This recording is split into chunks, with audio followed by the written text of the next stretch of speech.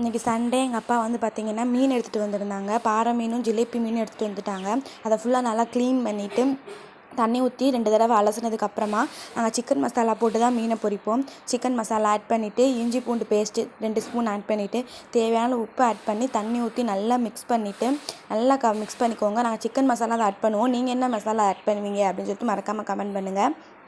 அதை நான் வந்து மசாலா ரெடி பண்ணி கொடுத்தேன். என் தம்பி தான் வந்து மீனில் போட்டு அதை நல்லா மசாஜ் பண்ணிக்கிருந்தான்.